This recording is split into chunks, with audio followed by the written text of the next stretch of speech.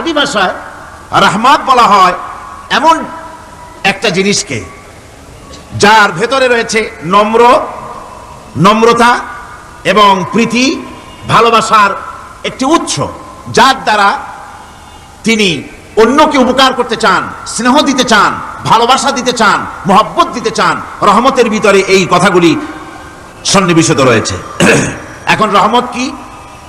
আল্লাহ রহমত হচ্ছে, আল্লাহ পাক বলছেন ওয়ারাহমাতি ওয়াসিআত কুল্লা শাই, আমার দয়া, আমার রহমত, আমার করুণা সমস্ত সৃষ্টি জগৎকে ঘিরে রেখেছে। আমার রহমত ছাড়া, দয়া ছাড়া এই পৃথিবী চলতে পারে না। এই পৃথিবী পরিচালিত হচ্ছে আল্লাহর রহমতের উপরে আর আল্লাহ পাকের করুণার উপরে।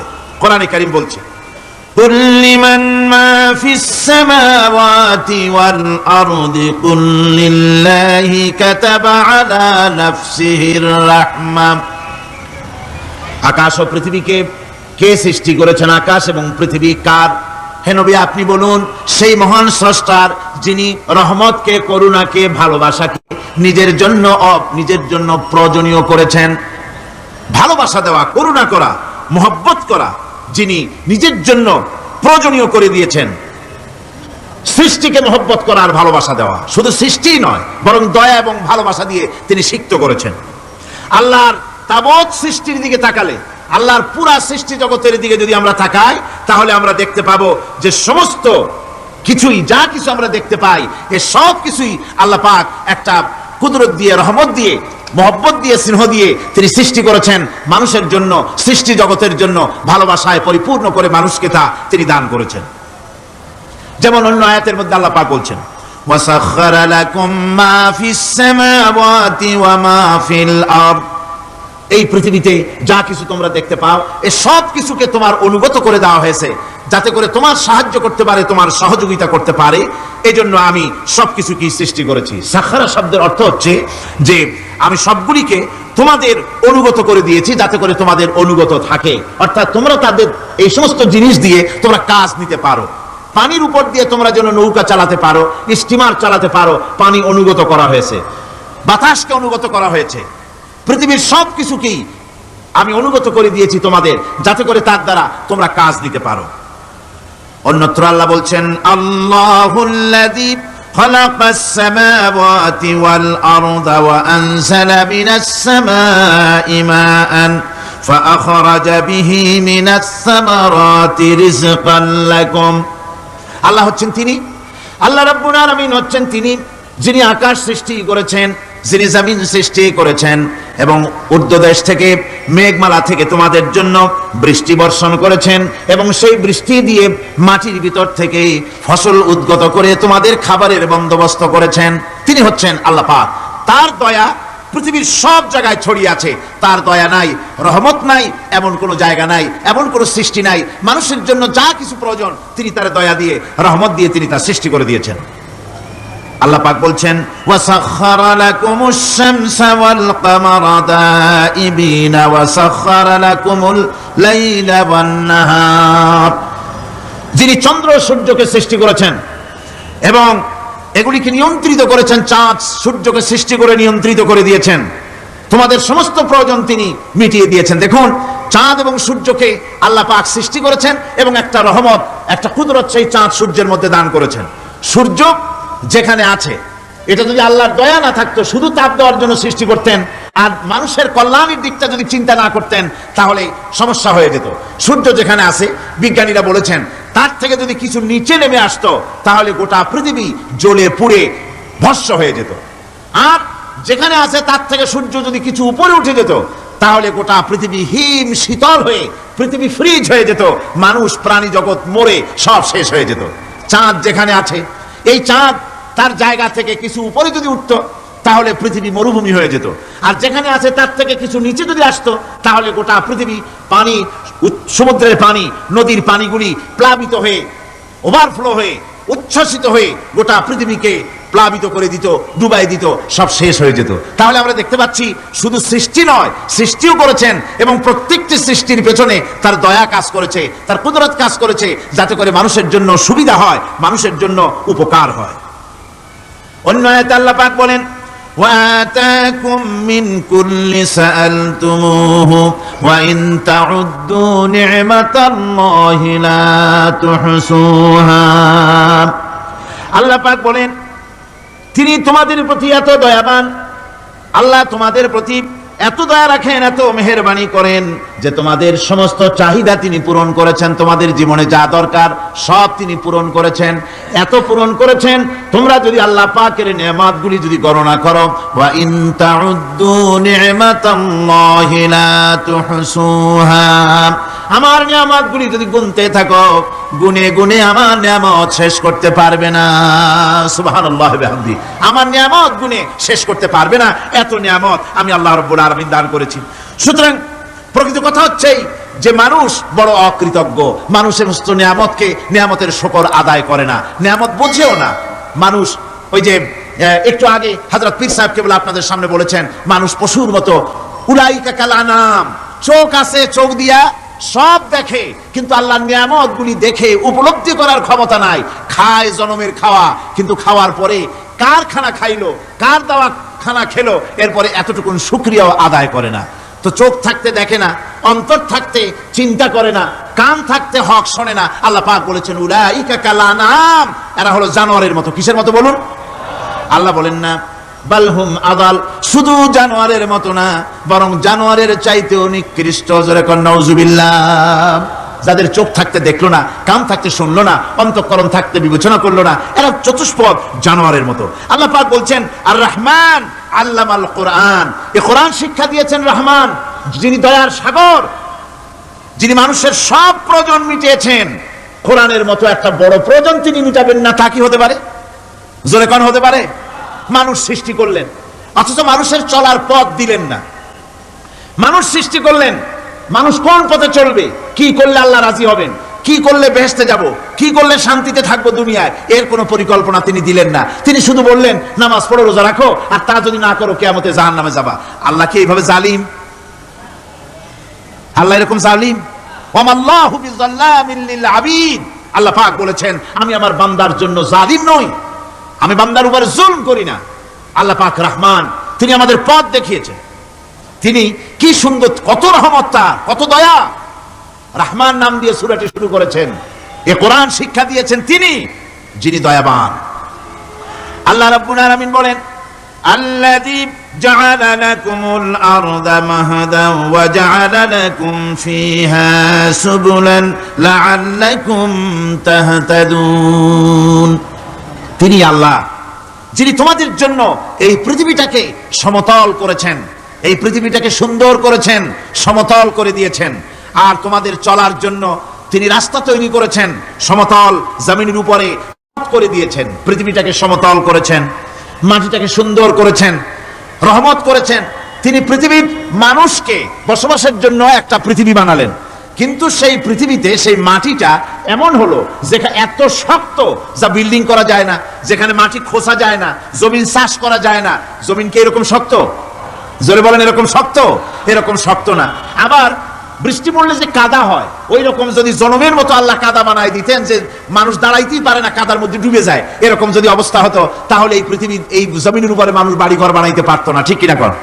আল্লাহ পাক বলছেন আমি একটা ভারসাম্যের মাধ্যমে এই পৃথিবীকে, এই জমিনকে সৃষ্টি করছি, এবং এই জমিন যেন তোমাকে নিয়ে নড়াচড়া করতে না পারে সেজন্য আমি পাহাড় দিয়েছি। পাহাড়গুলিকে কিলকের মতো, পেরেকের মতো খিল মেরে দিয়ে পৃথিবীটার ভারসাম্য রক্ষা করেছি, যাতে করে তোমাকে নিয়ে টালমাটাল হতে না পারে। এই সুন্দর করে পৃথিবীটা বানালাম। তারপরে وَلَقَدْ مَكَّنَّاكُمْ فِي الْأَرْضِ وَجَعَلْنَا لَكُمْ فِيهَا مَعَائِشَ قَلِيلًا مَا تَشْكُرُونَ। আল্লাহ পাক বলেন আবার দেখো, এই জমিনে আমি তোমাদেরকে প্রতিষ্ঠিত করেছি, আর জমিনের উপরে তোমরা যাতে রুজি রোজগার করতে পারো সে ব্যবস্থাও আমি করে দিয়েছি। জমিন সৃষ্টি করেছি, আবার রুজি রোজগার করবে সে ব্যবস্থাও আমি তোমাদের জন্য করে দিয়েছি। এই পৃথিবী তুমি চাষাবাদ করবে, তাতে ফসল হবে সে ব্যবস্থা করে দিয়েছি, বাড়িঘর বানাবে সে ব্যবস্থা করে দিয়েছি। তারপরে পৃথিবীর এই মাটির নিচে তোমার জন্য সম্পদ রেখেছি, সমুদ্রের ভিতরে, নদীর ভিতরে, সেখানেও তোমার জন্য সম্পদ রেখেছি। আমি রহমান, সব প্রয়োজন মিটিয়েছি। শুধু এর জন্য নয় যে সৃষ্টি করলাম, ইবাদত করলাম আর জাহান্নামে পাঠিয়ে দিলাম, তা তো না। তোমাকে আমি সৃষ্টি করেছি, তোমার প্রয়োজন যত প্রয়োজন তোমার ছিল জীবনে সমস্ত প্রয়োজনগুলি আমি মিটিয়েছি। আল্লাহ পাক বলছেন وهو الذي سخر البحر لتأكلوا منه لحما طريا وتستخرجوا منه حلية تلبسونها। আল্লাহ পাক বলেন এই সমুদ্রকে আমি আল্লাহ তোমার নিয়ন্ত্রিত, তোমার নিয়ন্ত্রণাধীন করে দিয়েছি সমুদ্রকে, আর তার ভিতরে তাজা মাংস, তাজা গোশত তোমার জন্য রেখেছি, খাবার রেখেছি। আবার তুমি পরিধান করতে পারো এমন জিনিসও, ব্যবহারের জিনিস সমুদ্রের মধ্যে রেখে দিয়েছি। তার মানে হলো সমুদ্রের ভেতরে তার ভিতরে মাছ রয়েছে, টাটকা মাছ আছে, মণিমুক্তা আছে। স্থলভাগে পৃথিবীর মাটির উপরে যত জিনিস আছে, যত নিয়ামত আছে, সমুদ্রের তলদেশে তার কোনো অংশে কম নাই, বরং তার থেকে আরো বেশি আছে। মাটির উপরে যত নিয়ামত আছে, সম্পদ আছে, মাটির তলায় তার থেকে কোনো অংশে কম নাই, অনেক নিয়ামত মাটির তলায় আছে। খনিজ দ্রব্যগুলি মাটির তলায় থাকে। সমুদ্রের তলদেশে অসংখ্য নিয়ামত আল্লাহ রাব্বুল আলামিন রেখেছেন। বলছেন আমি হচ্ছে রহমান, আমার দয়ায় ভরা, আমি তোমার সমস্ত প্রয়োজন আমি আমার দয়া দিয়ে আমি মিটিয়েছি। আমার ভাইরা, আল্লাহ সুবহানাহু ওয়া তাআলা তিনি হচ্ছেন রহমান, তিনি হচ্ছেন রহমান। জোরে বলেন তিনি কি? দয়ার সাগর, যিনি মানুষের সমস্ত প্রয়োজন মিটিয়েছেন, তিনি কোরআন অবতীর্ণ করেছেন। আমি আল্লাহর দয়ার কথা, রহমান শব্দের ব্যাখ্যা আপনাদের সামনে করে সামনে এগোচ্ছি। আল্লাহ পাক বলছেন যে আমি এই পৃথিবী সৃষ্টি করলাম, মাটিতে তোমাদের জন্য চতুষ্পদ জন্তু সৃষ্টি করেছি, বাতাসের উপরে পাখিরা সাঁতার কাটছে, আর পানির ভিতরে মৎস্যরাজি রয়েছে। এ সমস্ত প্রাণীগুলির আত্মরক্ষার জ্ঞান আমি দান করেছি, তারা তোমাদের জন্য উপকার করে। সেই পশুগুলির পশম দিয়ে তোমাদের কাপড় চোপড় তৈরি হয়, তারপরে তার চামড়া তোমরা পরিধান করো। এই পশুগুলিও তোমাদের জন্য আমি এক নিয়ামত হিসেবে দিয়েছি। وَالْأَنْعَامَ خَلَقَهَا لَكُمْ فِيهَا دِفْءٌ وَمَنَافِعُ وَمِنْهَا تَأْكُلُونَ। আল্লাহ সুবহানাহু ওয়া তাআলা বলেন আমি মানুষের জন্য পশু তৈরি করেছি, চতুষ্পদ জন্তু সৃষ্টি করেছি, যার পশম দিয়ে তোমাদের জন্য শীতের পোশাক তৈরি হয়। আপনারা যে এই যে চাদর গায়ে দেন, কম্বল গায়ে দেন, এগুলো কার পশম? পশুর পশম। পশুগুলির, জন্তুগুলির পশম দিয়ে আপনাদের জামা কাপড়গুলি তৈরি হয়। তারপরে এই পশু আপনাদের জন্য বাড়িতে পাহারা লাগায়। আল্লাহ পাক বলছেন এছাড়া এই পশুগুলি আমি এমন নিয়ামত দান করেছি, সমুদ্রের ভিতরে, জমিনের উপরে, মাটির তলায়, আবার আকাশের উপরে, জমিনের উপরে বিচরণশীল জীবগুলিও তোমার জন্য তৈরি করেছি। وَتَحْمِلُ أَثْقَالَكُمْ إِلَى بَلَدٍ لَّمْ تَكُونُوا بَالِغِيهِ إِلَّا بِشَقِّ الْأَنفُسِ। আল্লাহ পাক বলেন এই পশুগুলি তোমাদের আরো অনেক উপকারে আছে। তোমাদের বোঝাগুলি, বড় বড় বোঝাগুলি তারা এক শহর থেকে আর এক শহরে, দূর থেকে দূরান্তরে পিঠে করে তারা বহন করে নিয়ে যায়, যা তোমরা বহন করতে পারতে না। তোমাদের জন্য দারুণ কষ্ট হতো, মুসিবত হতো। এই ধরনের বোঝাগুলি, পশুগুলি তোমাদের জন্য বহন করে নিয়ে যায়। গাধা, ঘোড়া, হাতি, আপনাদের বোঝাগুলিকে, বিরাট বিরাট বোঝা যা টানতে ট্রাক লাগে, মানুষের জন্য কষ্ট হয়, এই বোঝাগুলিও এই পশুর দ্বারা আল্লাহ পাক বহন করায় থাকেন। আল্লাহ পাক বলছেন ইন্না রাব্বাকুম লারাউফুর রহিম, নিশ্চয়ই তোমাদের রব তিনি তোমাদের প্রতি অত্যন্ত দয়াশীল, তার দয়া পৃথিবীর চতুর্দিকে ছড়িয়ে আছে। তিনি আমাদেরকে এই কোরআন নাজিল করেছেন, এই কোরআন আমাদেরকে শিক্ষা দিয়েছেন এমন এক রহমান যার দয়া পৃথিবীর চতুর্দিকে সর্বত্র ছড়িয়ে আছে। আল্লাহর দয়া চতুর্দিকে কি ছড়িয়ে আছে? কোন? আল্লাহর দয়া, আল্লাহর মুহাব্বত, আল্লাহর করুণা সর্বত্র ছড়িয়ে আছে। আল্লাহ পাক বলছেন পশু সৃষ্টি করলাম, পশুগুলি তোমাকে পাহারা দিল, তার গোশত তোমরা খেলে, তাকে দিয়ে তোমরা মাল বহন করলে, তার পশম দিয়ে জামা কাপড় বানালে। আরো দেখো কি করলাম এই পশু দিয়ে, ওয়া ইন্না লাকুম ফিল আনআমি লাইবরা نسقيكم مما في بطونه من بين فرث ودم لبنا خالصا سائغا للشاربين। আল্লাহ রাব্বুল আলামিন বলেন চতুষ্পদ জীবের মধ্যে বুদ্ধিমান ব্যক্তিদের জন্য নিদর্শন রয়েছে, যারা বুদ্ধিমান তাদের জন্য নিদর্শন রয়েছে। দেখো তোমার গাভীগুলি, এগুলি জমিনের ঘাস খেলো, এই ঘাস খাওয়ার পর তার শরীরের ভিতরে রক্ত তৈরি হলো, পেশাব হলো, ময়লা হলো, সেই পেশাব, ময়লা, রক্ত ইত্যাদির ভেতর থেকে আমি তোমাদের জন্য দুধ তৈরি করে দিলাম। যেখান থেকে পেশাব বের হলো, পায়খানা বের হলো, তার পাশের থেকে স্বচ্ছ, সুন্দর, সুমিষ্ট, সুস্বাদু দুধ আমি তোমাদের জন্য বের করে দিলাম। সুবহানাল্লাহি বিহামদিহি। দেখুন, এই দুধ আল্লাহ পাক তৈরি করলেন। কাগজ তৈরি হয় যে মিল, কলকারখানায়, পেপার মিল, আপনারা যদি কোনো পেপার মিলে যান তো যে দেখবেন কাগজ তৈরি হয় গাছ দিয়ে। এই গাছগুলি মিলের মধ্যে, মেশিনের মধ্যে ঢুকানো হয়। মেশিনের ভিতরে গাছটা ঢুকে মেশিনের তাপে, বৈদ্যুতিক তাপে এই গাছগুলি গলে যায়, পানি হয়ে যায়। তারপরে ছাকনা থাকে, নেট থাকে, কয়েকটা নেট থাকে। সেই ছাকনাগুলির ভিতর থেকে ছেঁকে এরপরে সেই পানিটা চলে আসে প্লেটের উপরে, এসে আস্তে আস্তে শক্ত হতে হতে সেটা কাগজে পরিণত হয়ে যায়। পানিটা আস্তে আস্তে কাগজে পরিণত হয়ে যায়। তো এই কাগজ তৈরি করতে গিয়ে কাগজটা থেকে যে ছাকনাগুলি দেওয়া হলো, নেট দেওয়া হলো, যাতে করে কোনো আবর্জনা না যায়, সেজন্য এতগুলি নেট সিস্টেম আছে, এতগুলি ছাকনার সিস্টেম আছে। কিন্তু তারপরেও এত সাবধানতা সত্ত্বেও আমরা দেখি কাগজে লিখতে গেলে কাগজের মধ্যে নিপের সাথে অ্যাক্সিডেন্ট হয়ে যায়, এ ধরনের আবর্জনা কাগজের মধ্যে দুই একটা থেকে যায়। অনেক কাগজের মধ্যে এরকম পাওয়া যায়, যায় কিনা ভাই? এবার আপনি দেখেন, কাগজ তৈরি করার জন্য মিল কলকারখানার ভিতরে, পেপার মিলে এতগুলো নেটের ব্যবস্থা থাকে, ছাকনার ব্যবস্থা থাকে, তারপরেও আবর্জনা কিছু কাগজের মধ্যে চলে আসে, দুই একটা থেকে যায়। কিন্তু ঘাস খেলো, কুটা খেলো, খড় খেলো, ভুসি খেলো, তুষি খেলো, গাবিতে খেলো, খাওয়ার পরে আল্লাহ রাব্বুল আলামিন এ দিয়ে দুধ বানালেন। এ দিয়ে পায়খানা হলো, পেশাব হলো, রক্ত হলো। দুধ যখন দহন করলেন, দুধ দহন করার সময় একটা ঘাসের কণাও কি তার মধ্যে পেয়েছেন? পাওয়া গেছে? যায় নাই। অথচ দুধ থাকে যে বাটের মধ্যে, ওটা কি বলেন? ওলান বলে নাকি?